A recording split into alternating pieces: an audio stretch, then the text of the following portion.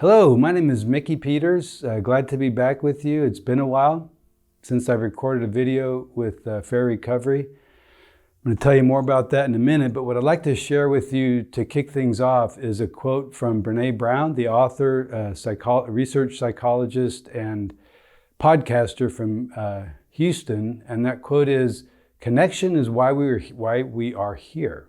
We are hardwired to connect with others. It is what gives purpose and meaning to our lives, and without it, there is suffering." And that last part, there is suffering, how that played out in my life was that I had a quadruple bypass heart surgery last September, which is the big reason of why I wasn't recording videos for a while. I needed to recover from that and get back to a place where I could be active again with the Fair Recovery and record these videos. There was actually 7 blockages. The surgeon did 4 bypasses and cleaned out the other 3. As I was recovering from that, I did some research and tried to figure out what happened. How did I get to the place of basically my heart being almost totally blocked? I was exercised regularly, I ate pretty well, didn't have high blood pressure, hypertension, high cholesterol, so there were no obvious red flags. I did have some family history of heart disease, so that was one of the causes. But a friend of mine, as I was doing this research, who also had a heart issue, sent me a book called The Heart Speaks, and it was written by a cardiologist by the name of Mimi Guarneri. As I was reading that book, I got to a paragraph that basically said that one of the leading causes of heart disease was dealing with stress and isolation. Those stressors came up, getting up in my head, trying to figure things out, tossing and turning, losing sleep, but not reaching out, not getting support or comfort or encouragement. And bing, bing, bing, the light bulb went off. And I realized that was probably the leading cause of my heart disease, was for most of my life, when I got stressed out, which for me is fear, anxiety, fear of uncertainty in the future, anxiety about something that's coming up in my life, worrying about things. Most of my life I had what I would call unhealthy coping, which included trying to figure things out, trying to find the solution by myself in my head without reaching out. But in the past, for me, it also included binging on porn, over drinking at times, binging on TV shows, watching the news. And so very unhealthy coping mechanisms. About 20 years ago, I got into recovery. Was in the process of changing and still in the process of getting healthy coping mechanisms in my life, which include regular exercise, meditation, prayer, spiritual reading, connection with other men, which is what I'd really like to focus on in this video. How to connect with other human beings to process stress. And I've done videos in the past on this, so this isn't something new, but my big takeaway from my open heart surgery and in the study that I did afterward was that I really needed to, in those connections that I had with other men, be more specific and be more detailed about what was stressing me out. I'm really good at calling somebody and minimizing or being very general and saying things like, I've got some issues I'm dealing with, maybe at work or at home, nothing major, I'm okay. So the person leaves that interaction thinking, Mickey's okay. He doesn't need any help. He's got some issues, but nothing really major. So, covering it up or minimizing, all that means is I don't get out of my head like I need to, and I don't get the comfort that I need from that person that I'm talking to. What I try to do today is I tell people, I've shared that with some of my 4 or 5 people that I talk to the most, and tell them to please see those signs, call me out, challenge me. Is that all? Are you sure there's not more? Are you minimizing, Mickey? And helping me again to go deeper. And that's not something that's easy for me. I'm not naturally built that way.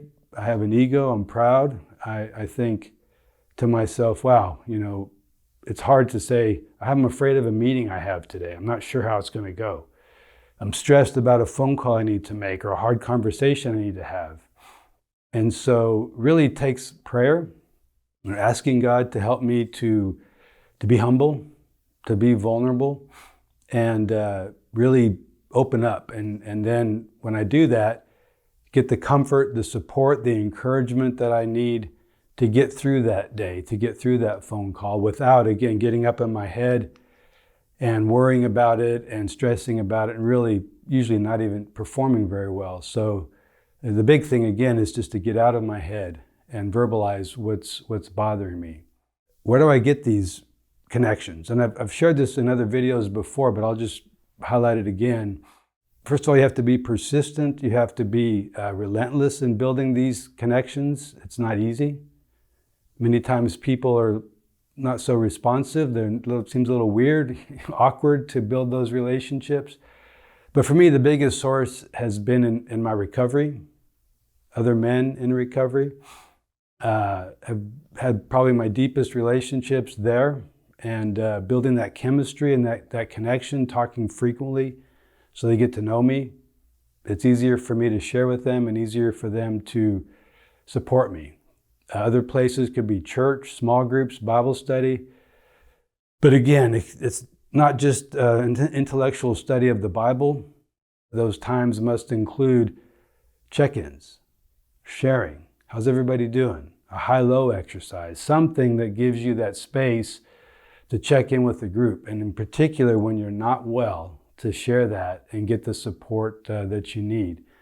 Other places you can find this could be in your family, both the immediate and extended family, your neighbors, former classmates or colleagues that you keep up with at work that you feel like are open to that. It's just people that are like-minded and headed in the same direction that you are.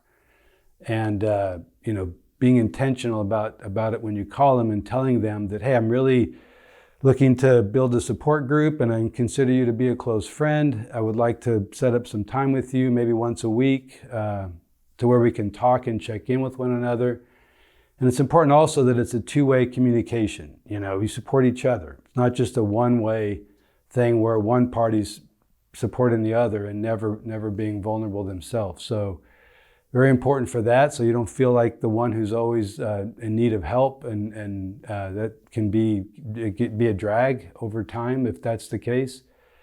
And so I really encourage you to do that. For me, it's a matter of life and death.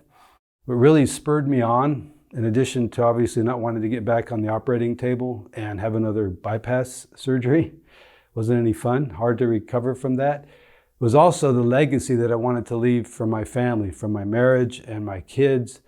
Really important to me that my kids and my wife know me, know who I am, what makes me tick, what challenges me, what struggles do I have.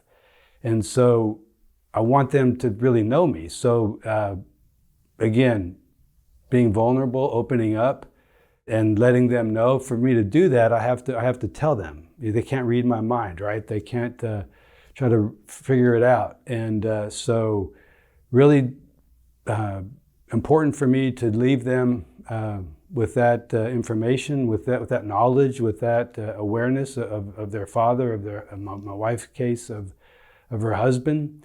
So I really encourage you in closing just to focus on that and really build that network, build a new comfort zone in your life, a comfort zone that is one of openness, humility, vulnerability with other men and same sex, other women, so that you can hopefully avoid having a heart attack or a heart disease, but also have a much richer, more fulfilling and successful life. So thanks. Look forward to seeing you again soon. Have a good day. Bye-bye.